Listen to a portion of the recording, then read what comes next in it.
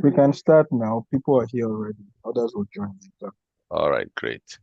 Let me have a better view of my what's it called? Of my screen. I think I'm dealing with some Zoom control issue here. Anyways, um, good evening, everybody.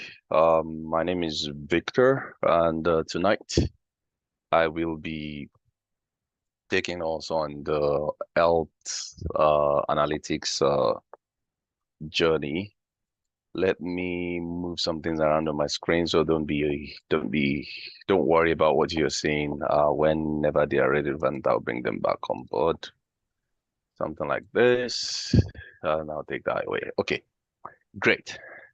So, can you all see my screen? Yes. Okay. The whole shift thing with what's the name? Okay, great. Okay, I can see that now. So, welcome.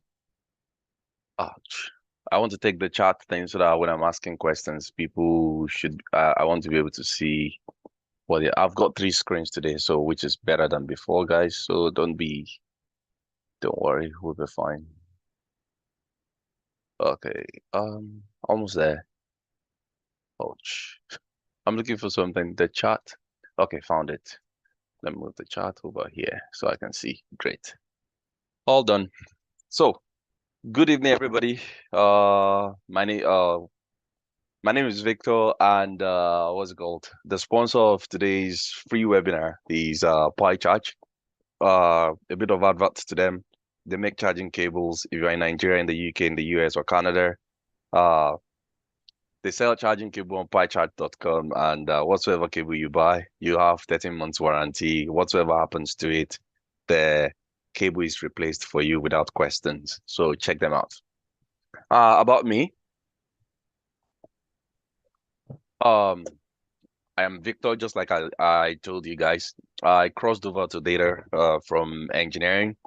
I did postgrad in data science. If you've been to this our webinar before, you probably have heard the story. Um, Background noise, please. Can somebody please control that? Um, so when I finished data science training, I realized that there is a need for me to kind of upskill myself. So I decided to improve myself on data visualization. So I ended up becoming a data analyst. And I've been able to work within government, private organizations, and so on and so forth. I was very fortunate to work in the UK with the Department of Health during COVID-19, and I was responsible for the data that was used to decide where COVID-19 test sites were showing up and being removed across the country.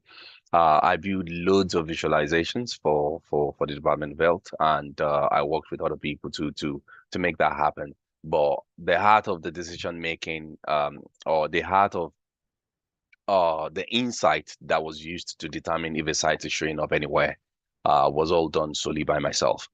Ever since I've been working as a data analyst, I have never run out of jobs, and I mostly work from home.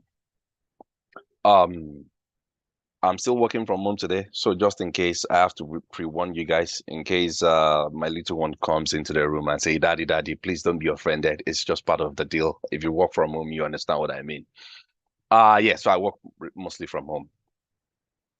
What do data analysts do? Data analysts, what we do most of the time, we collect data, we turn it into visuals for the organizations, and we communicate that. Uh, we help the organization gain insights from whatsoever data we've visualized. So communication is one of the most important skills that you really, really need. Uh, as a data analyst. If you're a data analyst and you cannot communicate, it's going to be a bit difficult within this role. And you need to have people skills, your ability to be able to manage stakeholders and their expectations. If they want you to do something next week and you are having a kind of a bottleneck or something is kind of delaying you, you need to be able to communicate with people on time to say, guys, I'm struggling with this, and can you extend my deadline, and etc. and etc. So, majorly communication is a key part of the role as a data analyst. You need to be able to communicate with people and manage their expectations. So, who are data analysts? Most data analysts comes from random backgrounds. Myself, I came from engineering. I remember during my master's course, we have guys from psychology, guys from sciences, guys from different walks of life, and everybody came and we all got trained to become data scientists and etc. And at the end of the course, everybody took different paths. Some people are now machine learning engineers. I am a data analyst. There are some other people who are data scientists and so on and so forth. So we find ourselves working in different fields, different organizations so far and so on and so forth. And you can find yourself in a more technical role, or you can find yourself in a management role. But one thing you should be sure is that almost every business is today is driven by data. So therefore, there is no way you can escape it. And if you can see from the chart you have here, you can see that most data analysts work within technology space. The healthcare sector is actually coming up, and right now we can they still kind of as of 2018 they are responsible for about 6% of where most data analysts work. But I can tell you that between now and 2030, the healthcare sector is going to grow bigger than we've ever seen. And the fact that it's still 6% as of 2018, it shows that there is a lot of opportunity there. There's a lot of things that are coming there, coming up there. A lot of things are going to evolve. So within that space, there is not so much transformation yet it should be, or if you compare it to the financial services, or let's say the advertising industry. But over time, the data what's it called within the health services is going to grow bigger, and that's why majority of us here today needs to prepare for ourselves for whatsoever is coming. So so more people are needed to be able to understand how to use data, either as an analyst, as a scientist, as an engineer, or even for administration or whatever you're doing. You will have to interact more with data. And healthcare sector is actually one of the sector that generates most data, and as I will show you in the later slides. So before we go further, can you type in the chat session, what's your background and what sector do you work? You may be an engineer and you're working as a business analyst or something. I would like to see what the diversity of skill sets and backgrounds that we have here. So please feel free to type. I'm waiting. What's your background and what's called what sector do you work, please? You can be a nurse and you work in healthcare. Just type in there, please. I am waiting. Oh, am I the only one here? Have I been speaking to myself? I'm not seeing anything. Please type. Please engage me. I don't want to be the only one. Pope, are you there? Yes, I can hear you.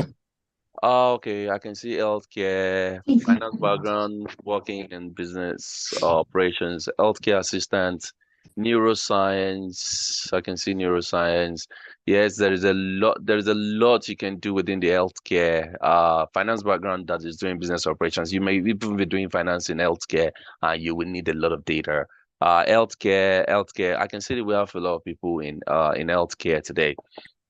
Um, and you'll be shocked. There are so many job descriptions today are actually having a lot of data requirements in between them. I can do a live search for you guys so you can see if there is a need for us to kind of go that route, and you can see where they are just saying, uh, we need a scrum master or we need a financial whatever with ability to use specific data tools. Let's move on. Uh so growth in healthcare data, this is 2013, 2020. This is the amount of data that has been generated uh, within what's it called?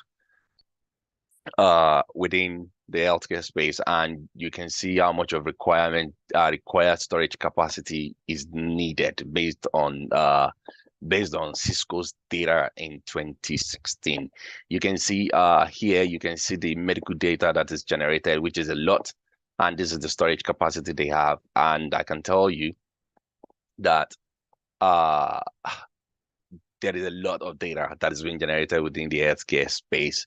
So, and the fact that a lot of data is being generated, it means that there is a need for more people to help them deal with this data. Yes, the machines will have to do it, but somebody needs to run the machines.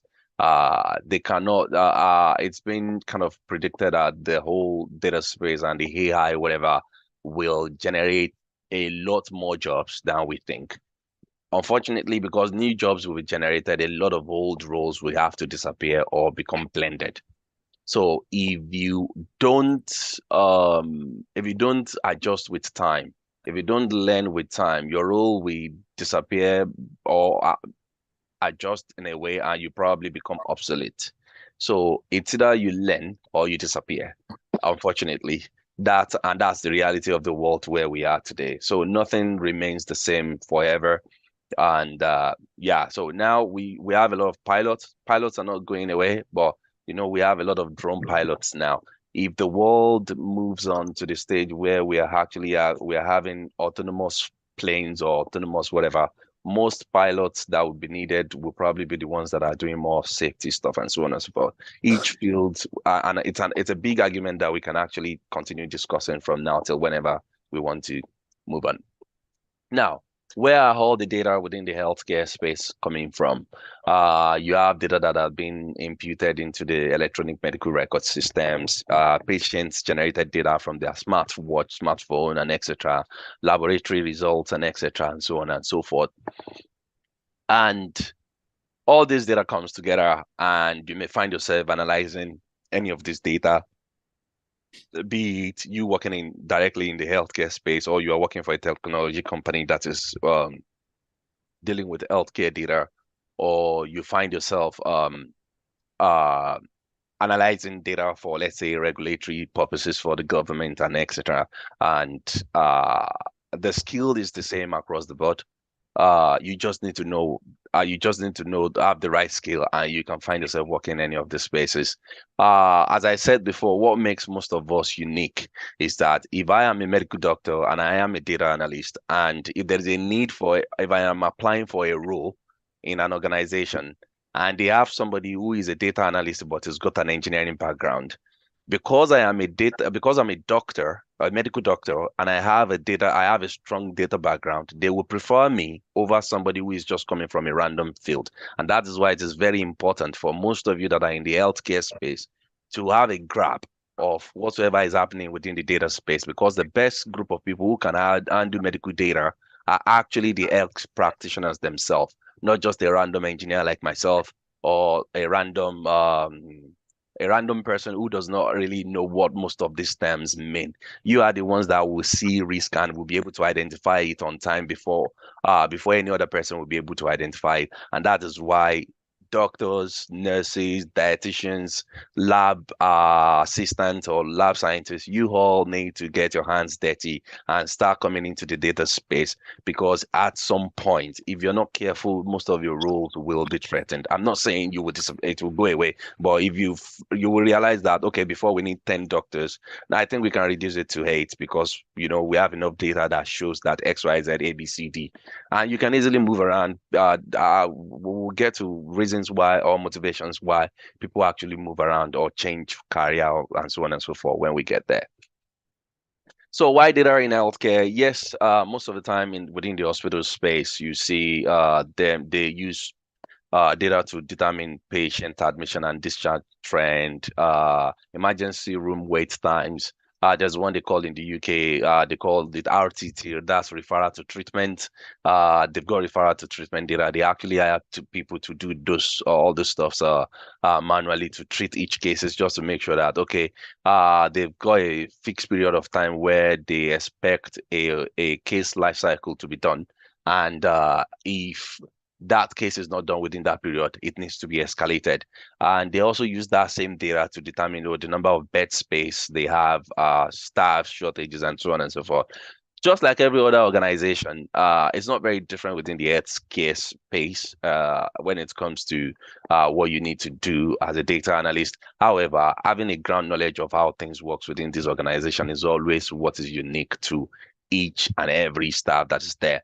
You are able to look at surgical outcome and you're able to see that we can improve our procedure. Maybe we always have two doctors and seven other nurses within in an operating room, and you realize that they can look at the data and decide to make a decision based on outcomes to say, okay, we are short staff in every other department. Can we reduce the number of staffs to three and still be able to get the same outcome? I'm just chunking out random situations here. So if you're a medical staff, please don't hold me for it. I'm just pushing out possibilities in terms of whatever operations of the hospital needs to be when they need to make decisions, they will have to look at all this data, and all this data are being generated every day randomly, stored somewhere, and somebody needs to analyze it. And this is an opportunity for yourself. Even if you have this data skill and you are not a data analyst yet, you can start using most of these skills, these tools at your current workplace, just to put yourself in a good position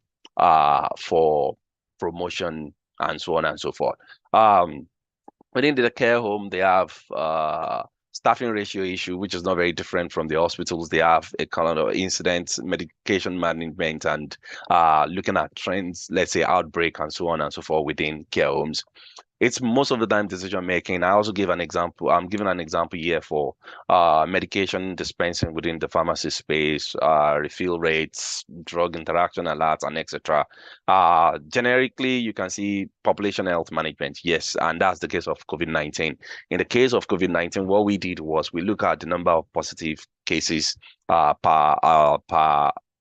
local authorities within the UK, and we're able to use that to determine the number or the size of the test sites that will be deployed or redeployed away from a specific location, and that was how we modeled it, and that way, I mean, it was successful. We were able to, I mean, kind of move resources around within a short period of time and making sure that we save money for the government. Everybody's happy, and that was it. So healthcare data analyst. Healthcare data analyst is very simple and straightforward. It's just data analysis within the healthcare space. And just like I have described myself, you as an healthcare data analyst, you are collecting data and turning it into visuals for your hospitals We're not or what there. kind of whatsoever. Please, can you mute your mic? Somebody's got their mic on. Somebody's got their mic on, please. Someone has got their mic on. Please, can you mute? Please. It's not better because you're doing Hello. that here. Besides, this word needs to start learning how to iron. Hello. And Someone is. Thank you very much. I think you are host now. So, okay, maybe Pope is back. You can quickly check through and mute the we learn how fellow. to now properly start to iron. The problem is I've got three screens here and I can't really see what's going on with the Zoom thing itself. Let me see. You sure? People, how do I mute all? Mute all. Yes, I've muted all of them. Thank you. Um, so, what's this? Okay, Zoom is giving me its own fair share of things today. So, what do healthcare data analysts do? You collect data and turn it into visual for whatsoever organization you are dealing with. And you have to be able to work with every other person you are working with, communicate with them and tell them this is what this data is saying. Coming from an healthcare background, coming from a background that is involved in healthcare already, it will be easy for you to communicate in the language that these guys understand. And that's why it is important. If you're a doctor, a nurse, whatever, for you to understand what the data is saying and be able to interpret it to your colleagues. And that gives you an edge. It puts you in at advantage, not disadvantage, a major advantage. You will see yourself in key decision-making positions. And trust me, it is well rewarded. Uh, so I want to ask you questions. Now, another question now is, ouch, why do you think you needed data skill? You need data skills. Please feel free to comment. Tell me please tell us why you think you need data skills for your role. I've given you pointers before, but definitely I would like to have a wide range of interest or why people actually wanted to learn data analysis for healthcare.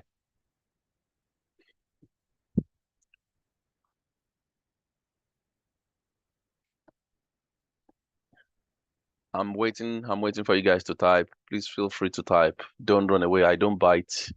I'm just like any one of you.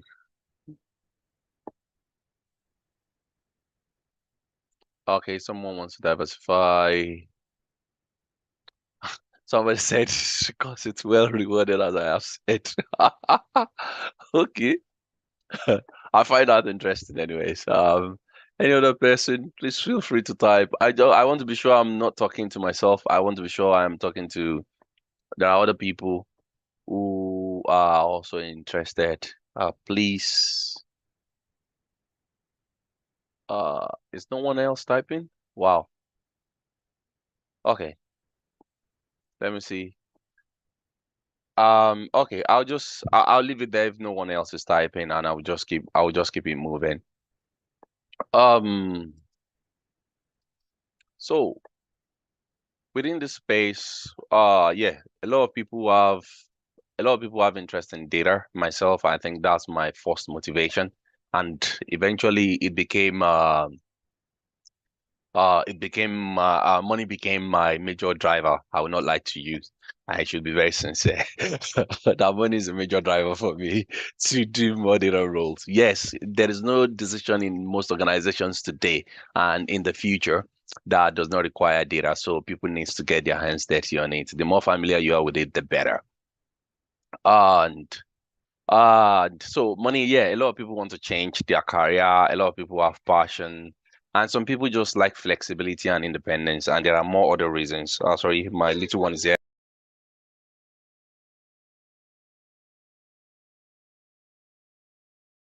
Sorry, please, can you give me 30 seconds? I'll be back, please.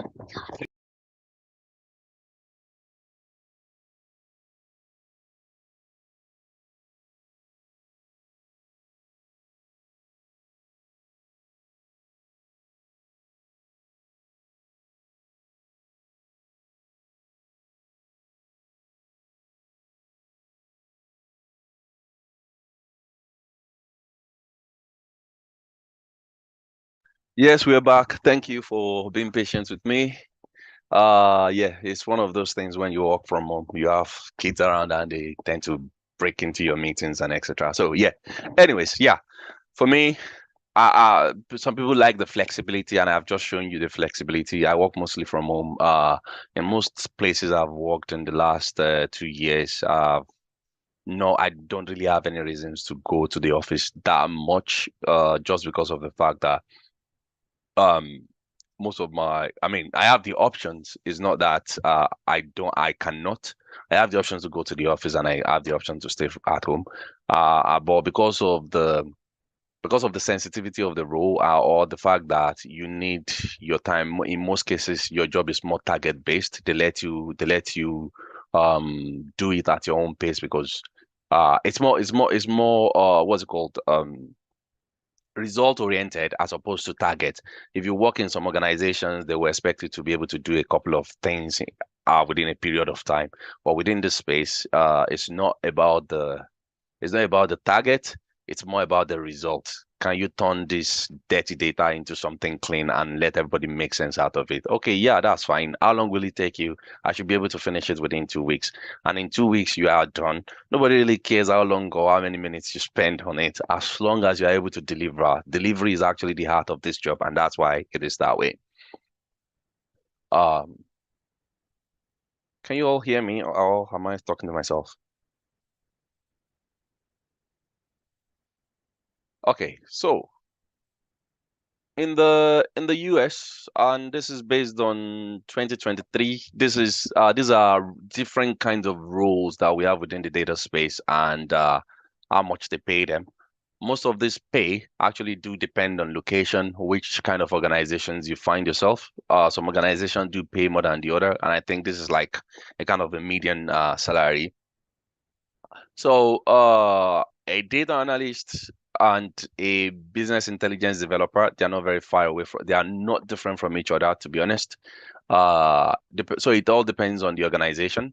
Um, it's between 80 and 105. And you can be a machine learning engineer where you can pay when you get paid 150K, and that's the average. You would see some also, and if you go to some other organizations, depending on what angle or what side of data analysis or data science you branch into as you go in your career, you may find yourself in the 300, 400K, depending on the organization. US is actually one of the places where they pay people the most within the data space. I don't think there is any other country in the world where people get paid that crazy money amount of money. And you hear people mention six figures, seven figures, but it all depends on where they find themselves. But not to blow or raise your, what's it called? Not to raise your hope too high and whatever. Let's keep it within the what is realistic and what is possible for everybody. And that's why you have these numbers here. Um, Oh, am I moving around? So, in terms of what people earn on day-to-day basis, and this is based on jobs that are being advertised every day. In the UK, you can get a permanent role if you like to work permanent on permanent role between 30K and 70,000. In the US, it goes about US, Canada, Australia. They have their dollar in different values. It can be between 70 and $150,000 for permanent roles. As contractors in the US is average between 50 and 150 per hour. In the UK, contractors earn between 300 and 500 pounds a day.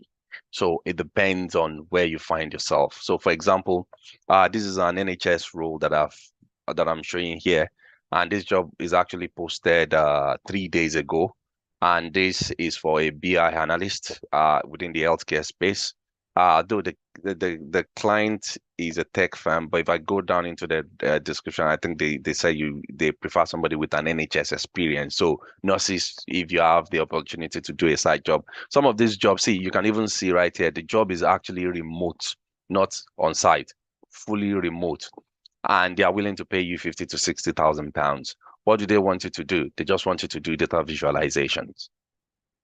Other ones here are Power BI W engineer, 6 to 700 a day, Power BI specialist, Power BI analyst, 58K, Power BI developer, 625 per day. And right here, just have one underneath here where it says data insight analyst and hybrid remote in Austin, Texas, and they are willing to pay between 95,000 to 121.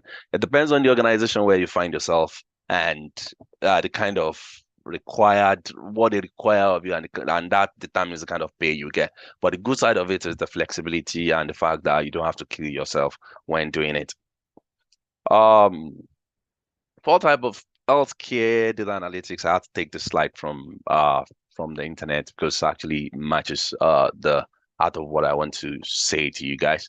So you've got the descriptive ones, so where you look at trends and data and just tell them, in the last few weeks, we've had 20 patients, we've discharged 19 of them, we have 50 bed space left, the number of people on holiday is 20, and so on and so forth.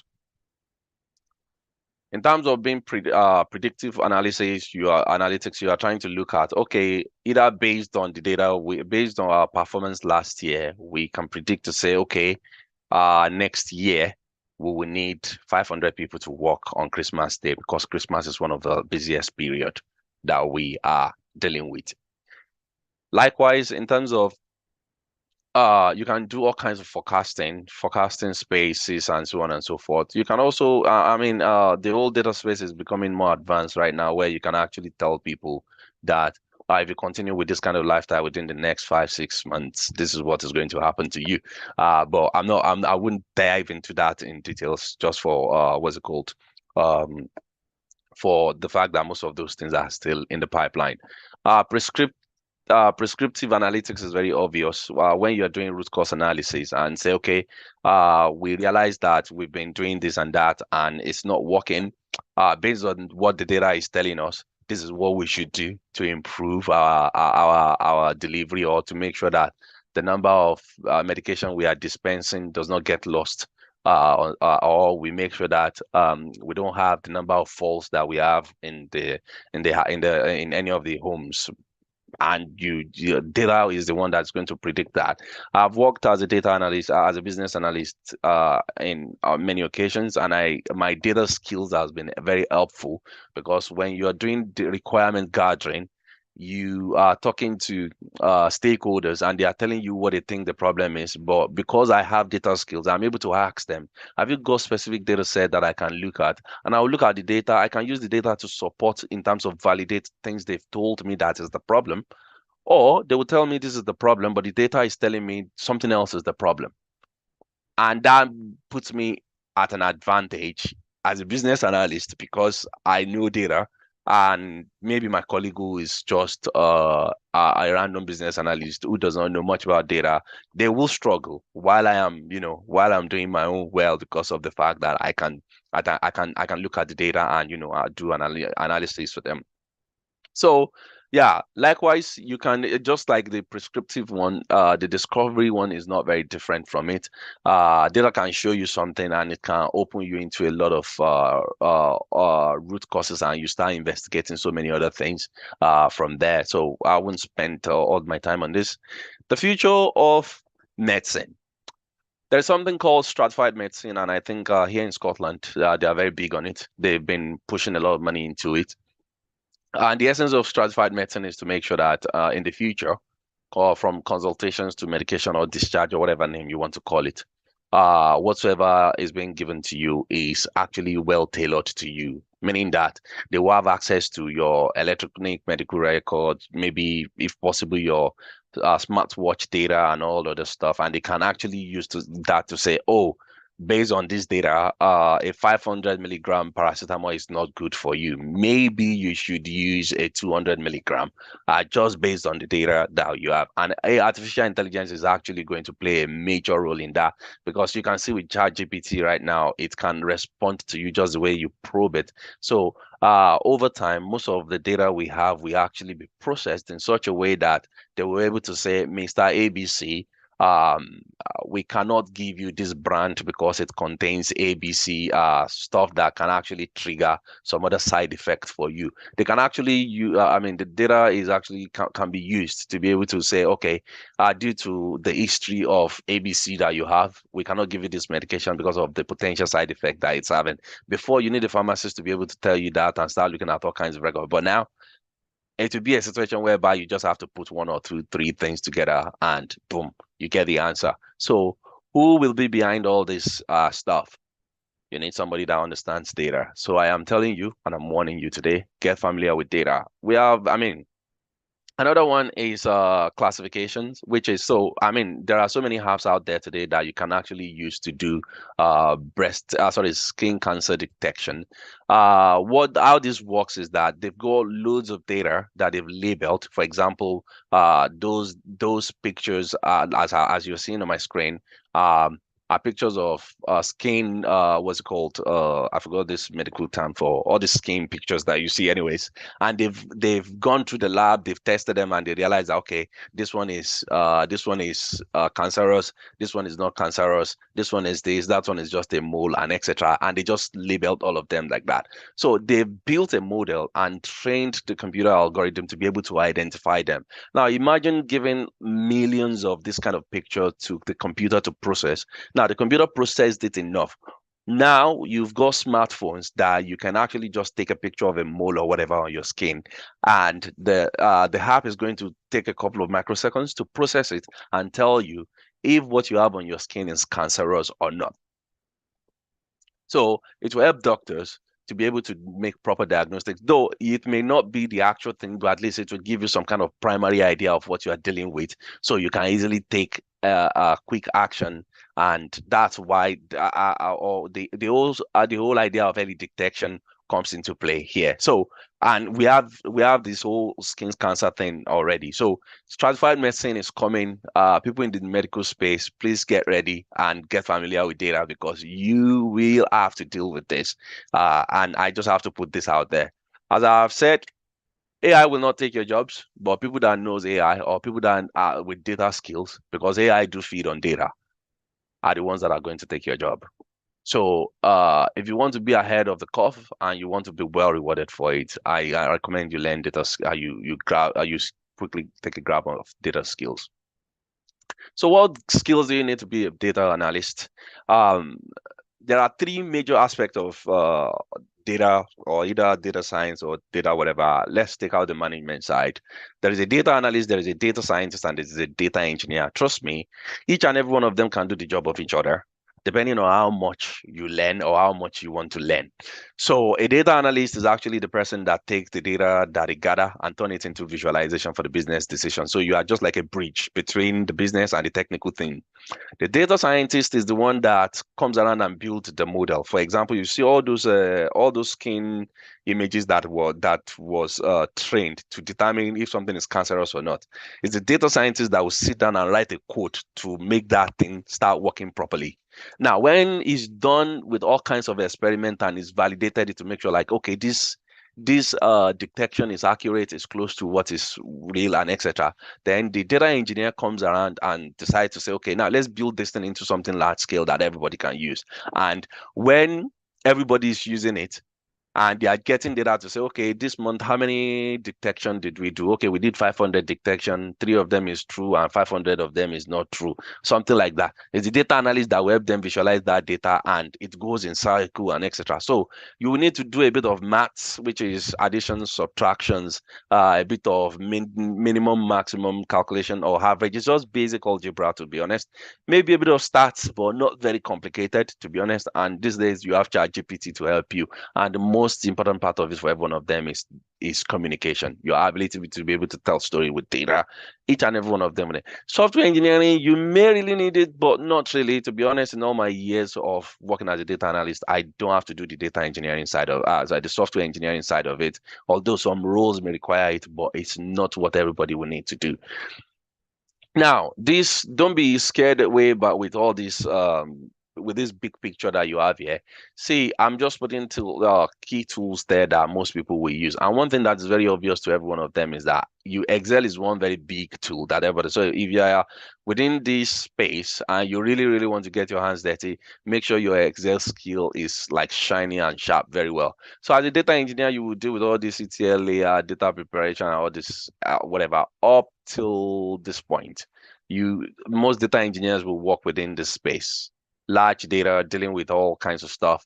Now, the building of models and building machine learning, classification, regression, clustering, and etc. is more of what a data scientist will do. You, as a data analyst, will deal with tools like this: Excel, Power BI, Tableau, Click, and etc. All you're doing is taking the data that all these guys worked on and turning it into visuals for the organizations to be able to make decisions on it. So you don't need to know all the tools. You just need to understand the concept and know what is needed for the job. I can't say that enough. You just need to know what is needed for the job. Now, an average data person will spend 70% of their time cleaning data before you even do analysis. But one thing that is very obvious is that a data scientist, a data engineer, and etc., we have to do data cleansing.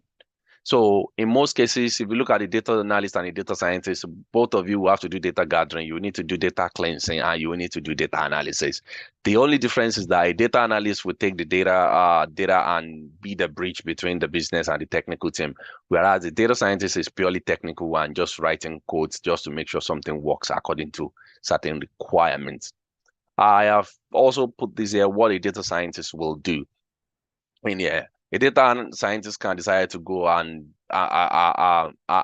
okay, you remember that chart I showed you with the salary?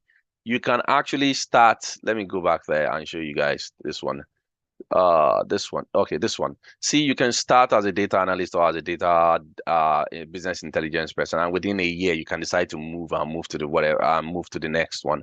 I can tell you that there is no right place or the wrong place to start. Just start somewhere within this space, and you can discover a lot more and move your way up the ladder. The salary does not end here. This is not the salary of a lot of people. A lot of people are earning more than this. Even in the UK, a lot of people are earning more than this. But it depends on what you want, how much energy, how much you put into it. That will determine how much you get out of it.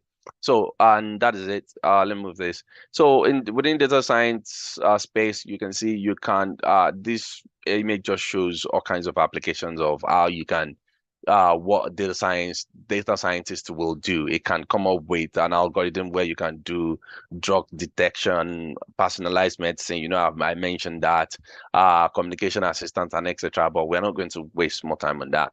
Now, I am talking more about the data analyst role because that's one of the one with the lowest entry barrier. If you are trying to become a data scientist, you may have to be on it for like 3 or 6 months, grinding heavily on Python and etc. For you to be a data analyst, which is more of the one that interface between the business and the technical team, or every other person or operations, you can realize. So this is an advert from NHS. Is it NHS? Okay, no, this is not NHS, but this is an advert for a data analyst role, and it's a £500 a day. What they require you to know is, if you look at, okay, this one is electricity, gas, and industry. All they want you to know is SQL, Excel, communication, and data governance, just very basic stuff.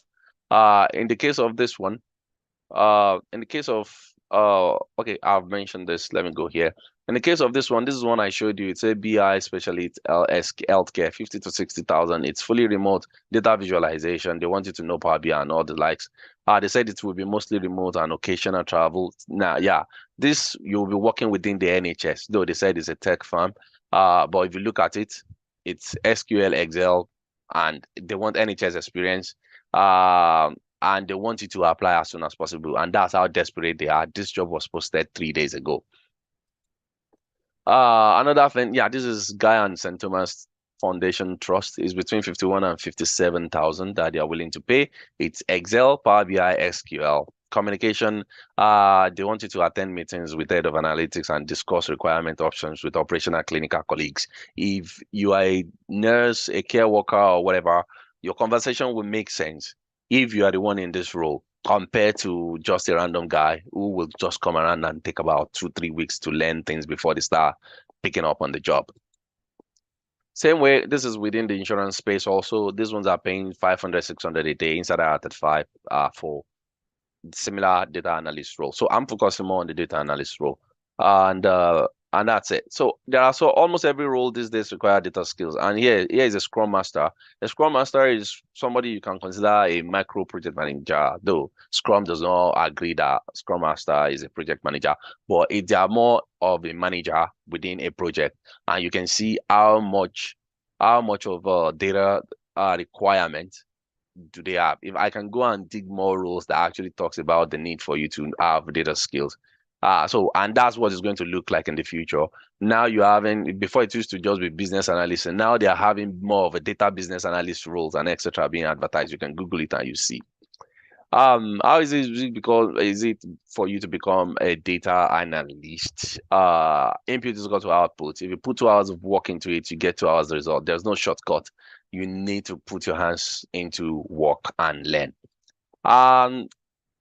To become a data analyst, there are 2 ways or 2 parts to it. You can do self-learning, watch a lot of YouTube videos, Stack Overflow. You can use a 2 websites. So let's say you want to learn Click or Power BI or whatever. Now you can just go there and learn from their website and more. It requires education and you will need to learn a lot. On the other hand, there is also another option, which is the option of you going through a kind of guided training where somebody will handhold you. Like Extrovert, we have a training that starts on the 27th, which is I think in less than 10 days from now. I think, is that next Saturday? Let me see when that's going to be. Yeah, that's next Saturday. And it's for 6 weeks. You'll be they will handhold you and teach you all the stuff you need in terms of communications, all the key tools, SQL, Power BI, Excel, all the data modeling, data visualization, and so on and so forth, and teach you the best practice to make you have like 10 years experience being condensed into like 6 weeks training for you, so that you can just get out of the training and be like a pro. Average result we've got in the past is that most of the people that are training with us from week 3, week 4, most of them are landing a new job role. So if you are interested, please go to extrovert.com/training and register for it. But if you feel like, nah, it's too much for me, I don't have the capacity for it, I recommend you do the self-learning route. How this whole data space works there are three key things to becoming a data-driven change agent in an organization. Your data literacy is the number one thing, your data curiosity and your ability to tell stories. Data literacy is you learning all these skills and knowing whatever it is. Then when you understand things, then you become more curious. Because, for example, a doctor will be able to investigate why a number is not tallying up. Maybe you are looking at the vital of somebody, or as a nurse, you know that the temperature cannot go below a certain number. Because of that foreknowledge that you have, plus what you are seeing with the number, it is easy for you to communicate across the organization. And that is why it's important for you who are within this health space, or anybody that is interested in becoming a data analytics person within the health space, for you to get your hands dirty now and gather enough experience before the space gets very saturated. So within with data analysis process, what we do in most cases on day-to-day basis is we get the data, we ask questions, where's the data? Oh, sorry, we need to know how many patients we have in the hospital today.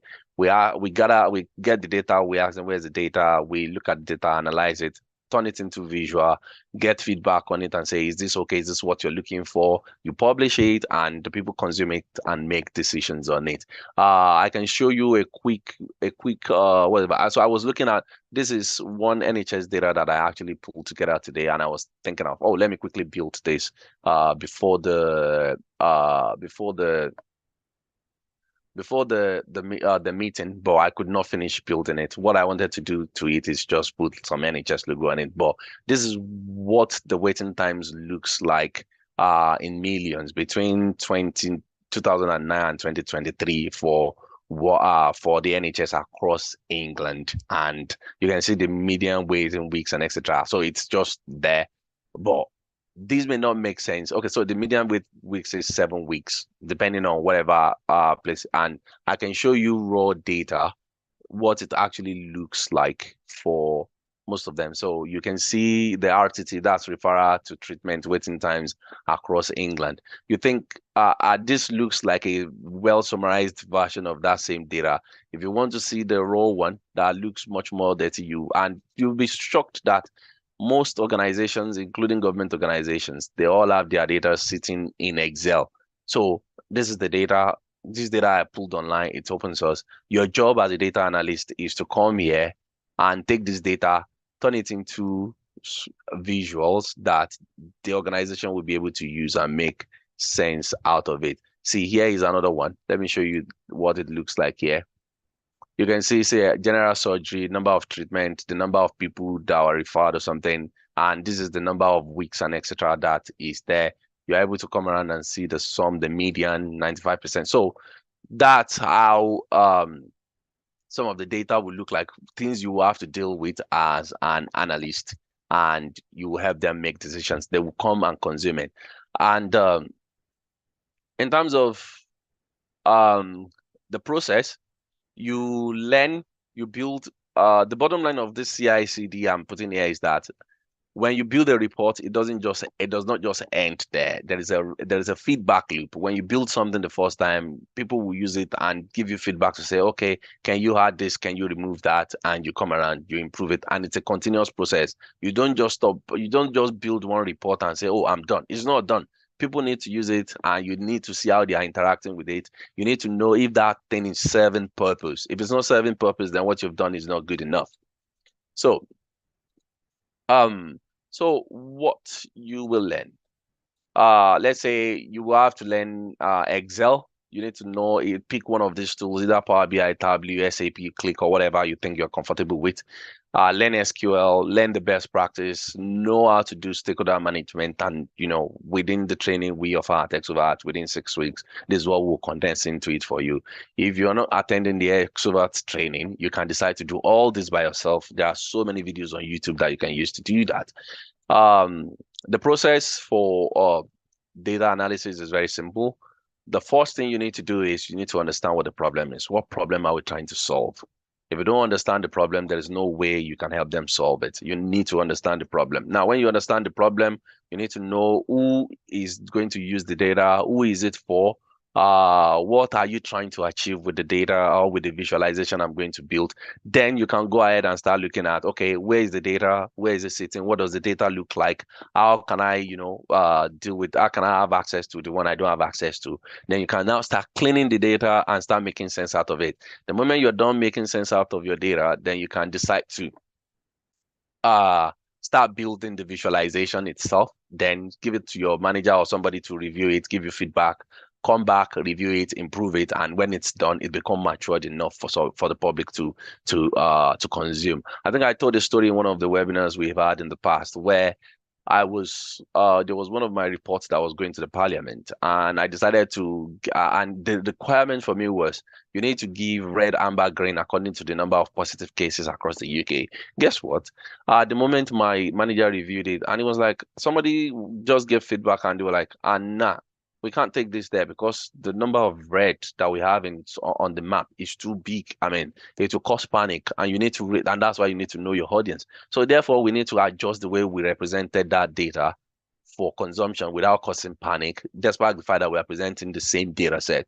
So it's a crucial role. It's not going away anytime soon. There will be more demand for it, and you will find yourself in the heart of a lot of decision making when you are a data analyst within the space. So you need to understand the business, you need to understand the data. I think I spoke about this. And within this space, you don't just watch only. Most of the time, you don't watch. You have to get your hands dirty. You practice, practice, and practice. And that's the only way to succeed. And that's when I said if you put 2 hours work into it, you get 2 hours result. If you don't put any work into it, you don't get any result. Even to do Excel, you need to focus on your ability to do data entry. You need to know the functions, like stuff like trim, if statement, count.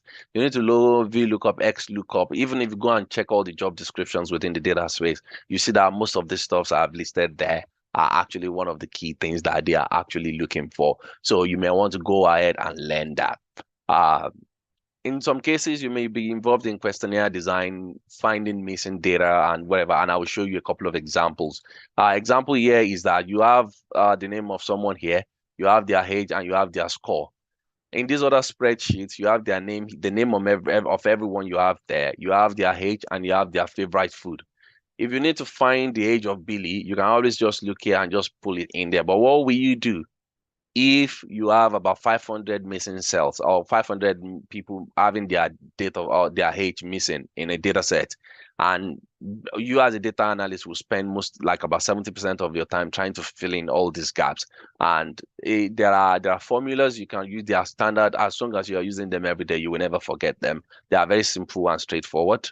Very, very simple addition and subtraction math that will help you automatically pull data from wherever they are, and you are able to fill in all the 500 spaces without having to go through them one after the other. So it's a brain tasking role. We are 1 hour on. I will try as much as possible to cover the remaining part in 10 minutes maximum, and the rest of it will be more of question and answer. So it's basic maths. Trust me, it's just basic maths. To be honest, additions, subtractions, minimum, maximum, and etc. In data cleansing, I said it. You have to do that for 70% of your time. You have to remove spaces, remove error, remove blanks, remove NA, duplicate, and those are popular commands and so on and forth. I gave those ones here. I have to emphasize this one again. I told you guys before, so I'm not going to talk about. Trust me, you need to know this process by heart because it's key to your success as a data analyst or healthcare data analyst. Data formatting is very important. If you have dates written in a random format, you understanding what the format of the date looks like really matters. If you don't understand what the date format looks like, things can go messy. I will try and do something with this column and I will show you. See with this one, if I come here and just turn it to text or something, see what it turns to. This is actually a date. And if you don't know how to change this, because I'm very familiar with this, I know I've seen this many times. All I need to do is just come here and change it into the right format and just say, okay, short date, and everything comes back into the right format. If you don't know stuff like that, you will see data set and you probably think it's not correct, or you'll be busy computing nonsense and the results will not come. So you need a lot of logic, and this is some of them are here. This is what like the very popular ones. You being able to add two cells together, divide, subtract, minimum, find the minimum, maximum, average, do some conditional format stuff like if statements and etc. So you need to know pivot table if you're doing Excel. I mean, I can't mention that enough. Pivot table is really important. It's something you may need to use to troubleshoot whatsoever you're doing. So, getting your hands dirty on pivot table is very important.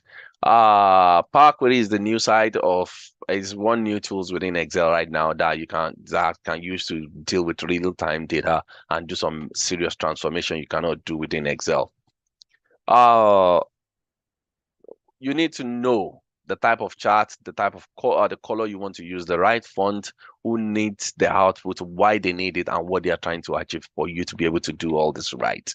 So here's a typical chart of what an emergency service would, what you would produce for an emergency service. Okay, number of calls, minutes of calls, number of, I mean the what's called from the time of call to departure, what's the average time, or and so on and so forth, and you will be able to provide and produce stuffs like this so that they can know, okay, can we reduce the number of can we reduce the time it takes for us to send people across from the time where somebody is calling, or can we try and reduce the number of what's it called, can we increase the number of people we have available to go and do a call, and so on and so forth.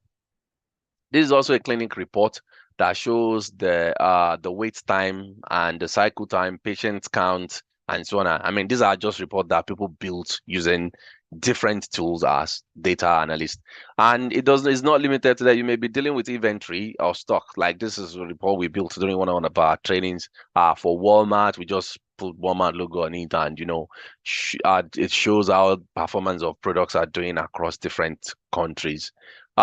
This is one other one we did within our own training, where we are looking at accidents across the UK and where it happened and so on. And you can see this UK map all across there.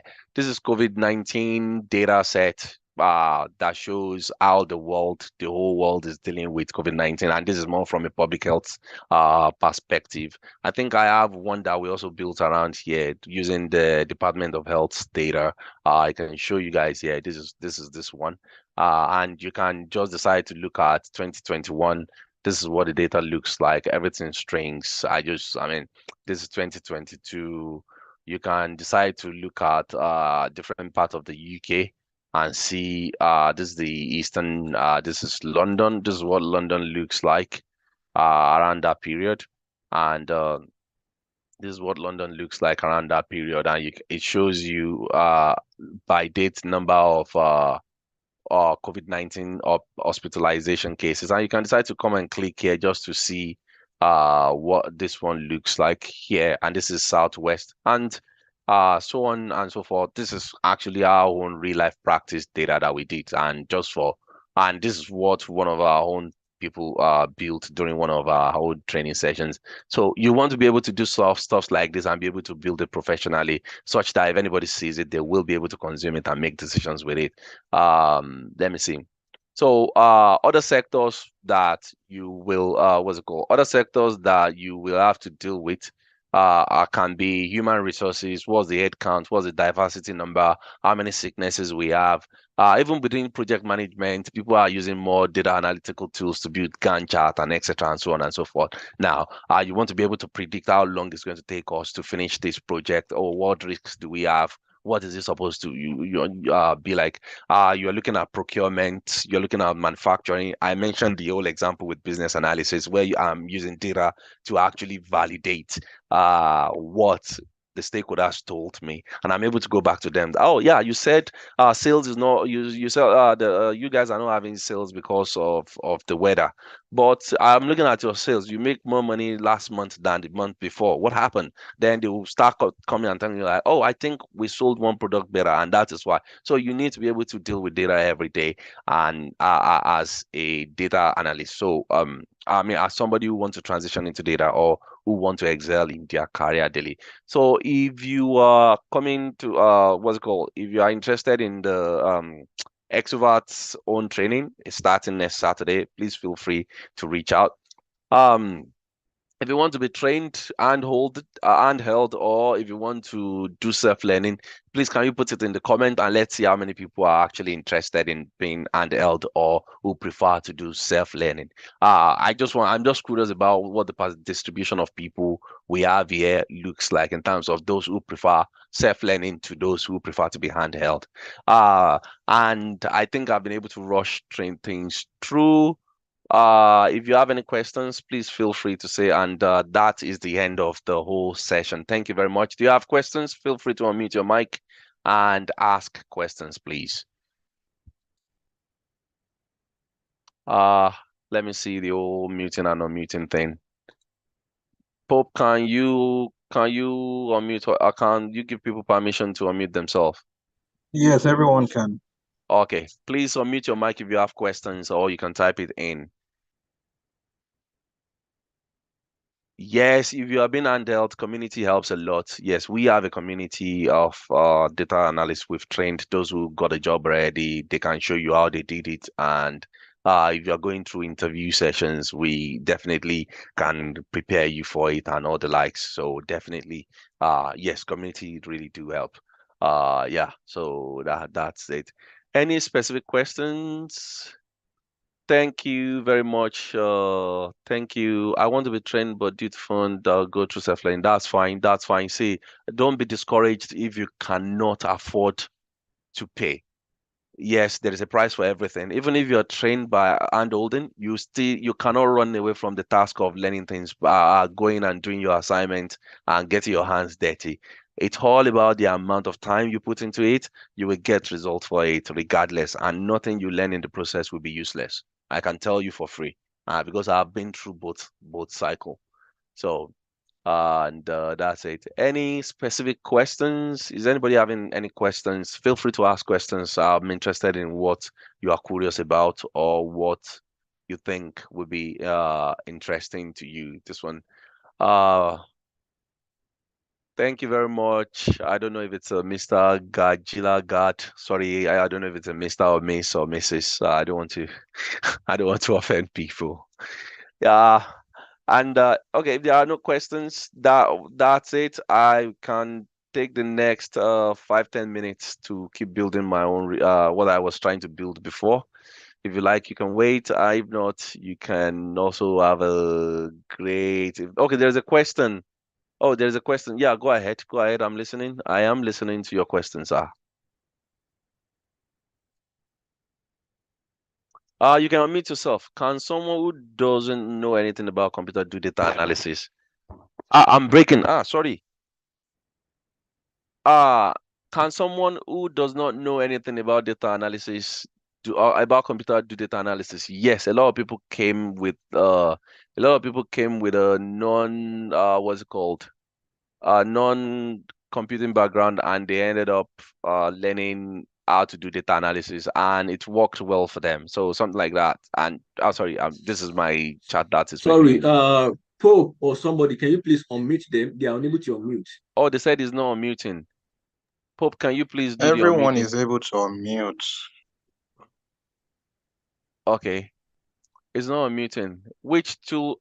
Trust me, it all depends. It depends on you. There are so many tools out there that you can actually use, that you can actually learn, for data visualization. It all depends on you. You can do some research and just pick a tool of your choice. One thing is, I will not tell you this one is better than the other. All I will say to you is know one and know it very well.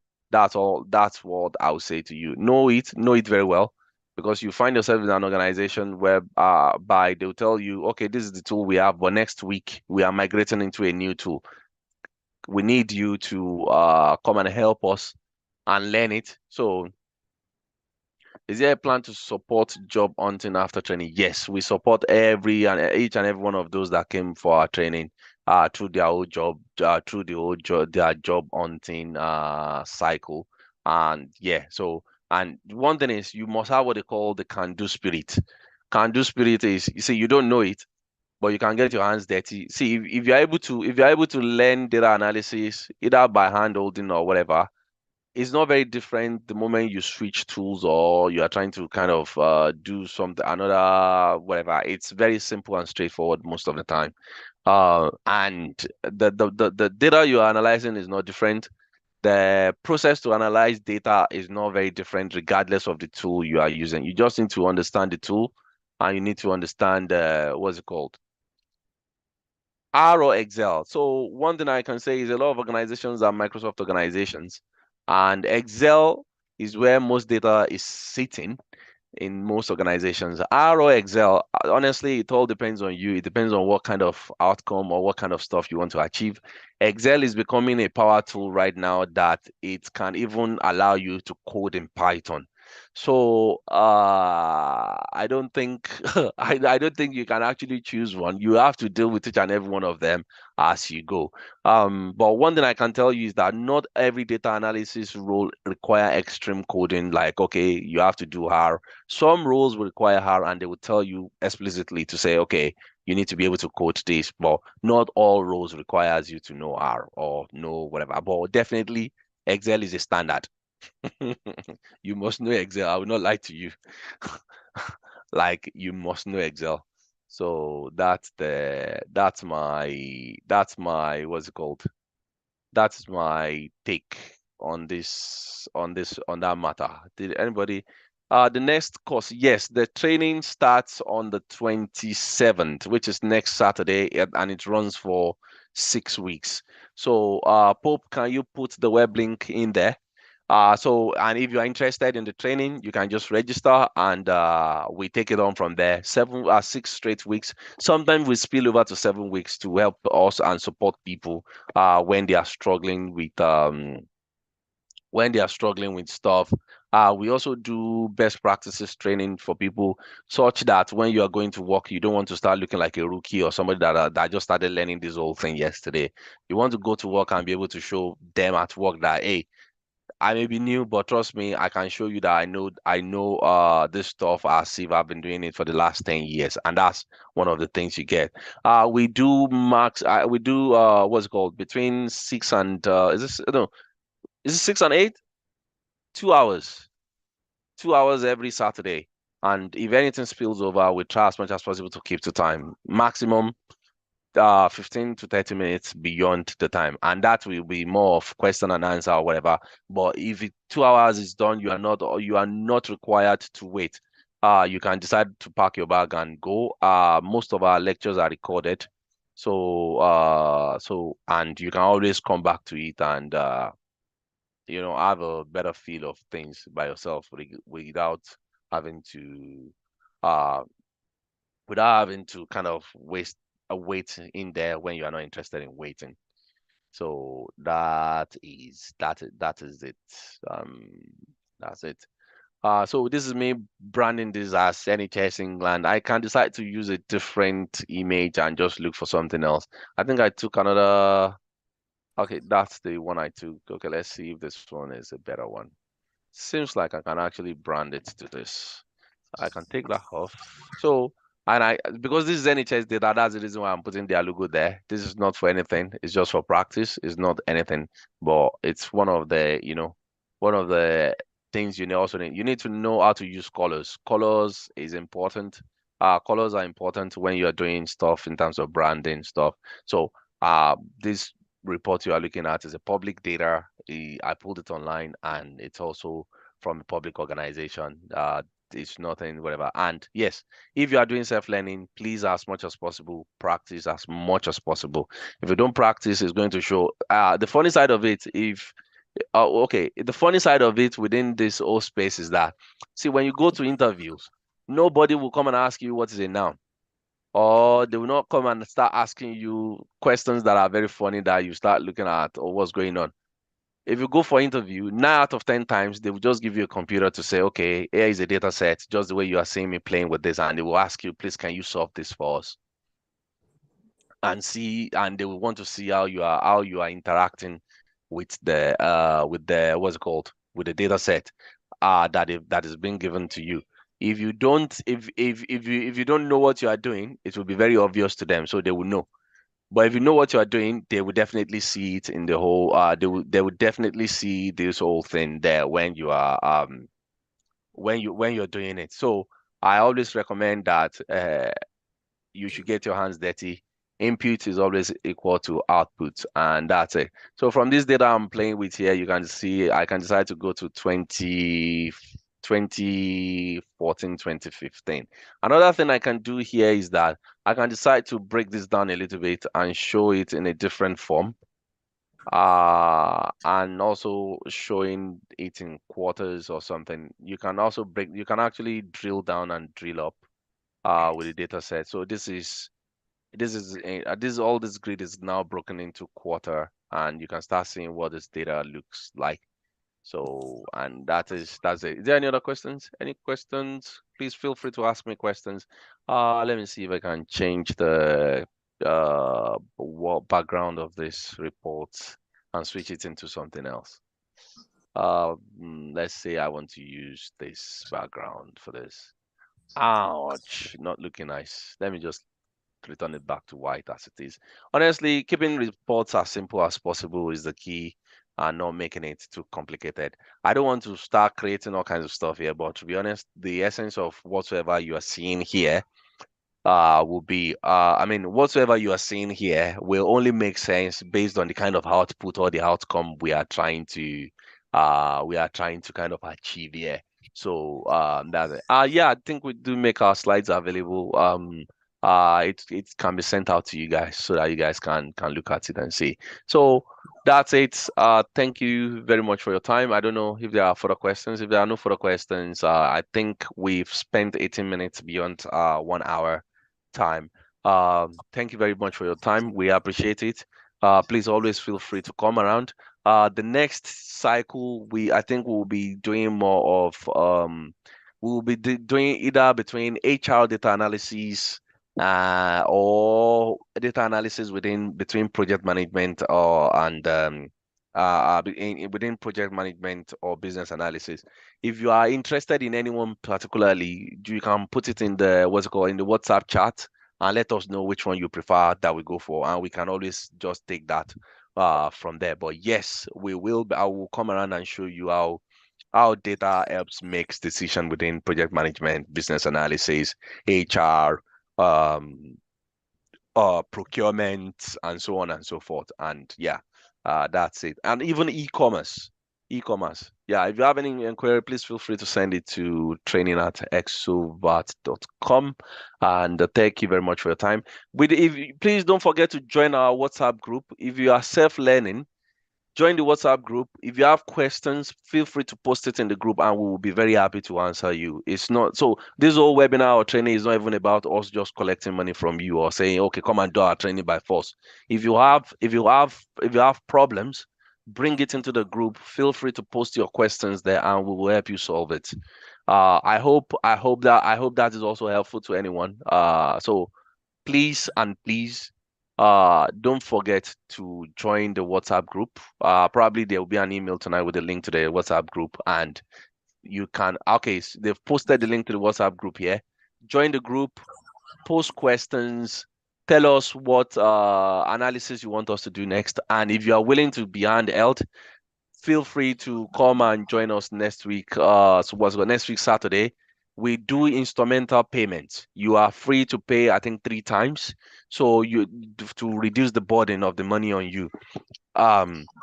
You can pay in 3 installments.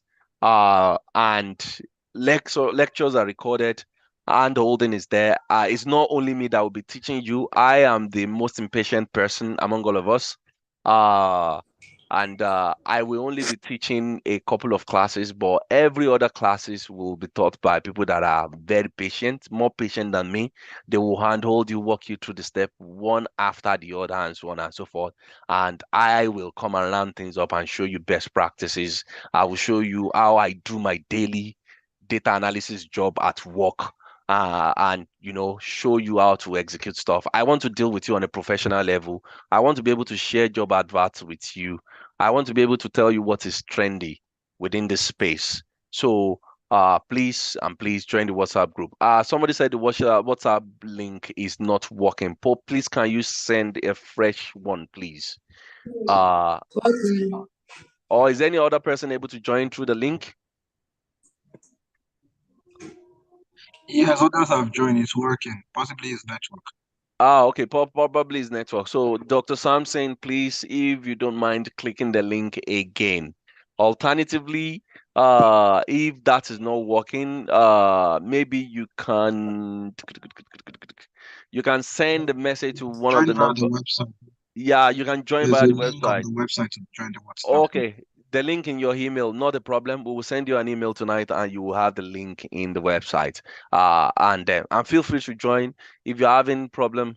Looks like the UK people will be the ones to enjoy the job listing. Trust me, we tend to share job listings across the world. We share job listings in the US. We have people that joined last cohort from US, Canada, Ireland. So it's not just the UK, and we have people from Nigeria too. So feel free to join, and it does not, we are not bound by whatever. The good side of this role is that data analysts can work anywhere from anywhere. You can be lucky enough to find yourself working for a US company and be in Nigeria. So yes, people work for non-Nigerian companies as data analysts from Nigeria, and they get paid good amount of money. So it's not a skill that is going to waste. It's something that you will definitely be glad that you invested in yourself doing. And that's why you tend to get most of the stuff remote.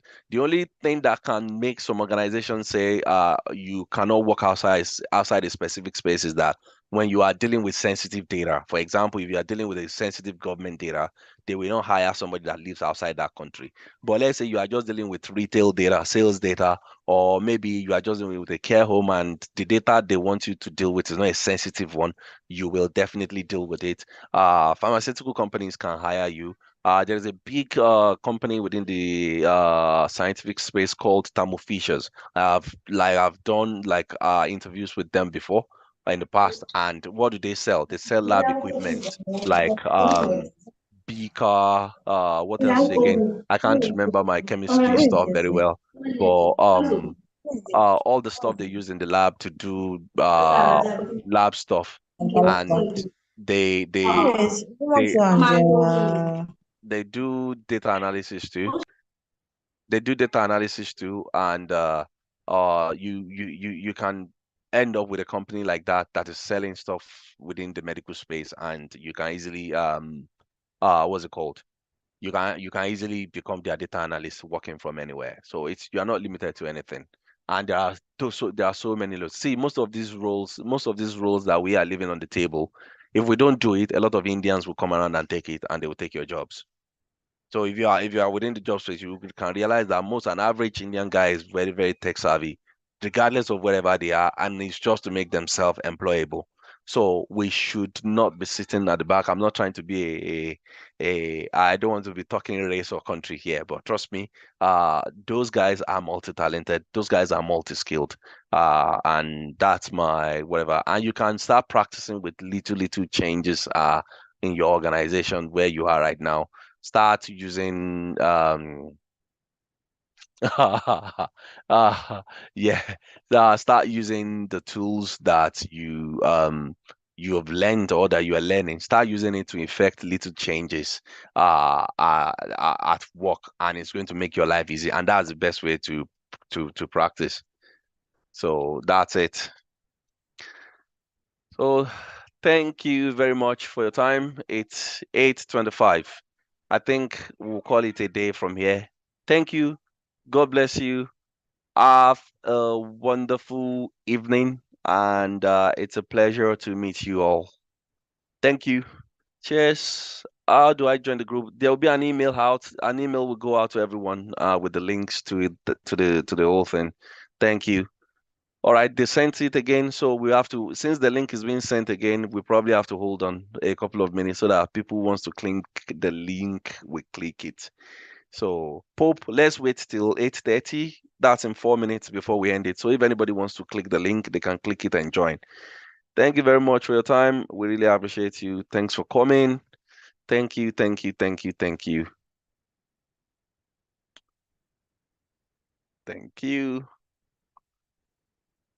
Thank you very much. God bless you. And I will stop sharing my screen now.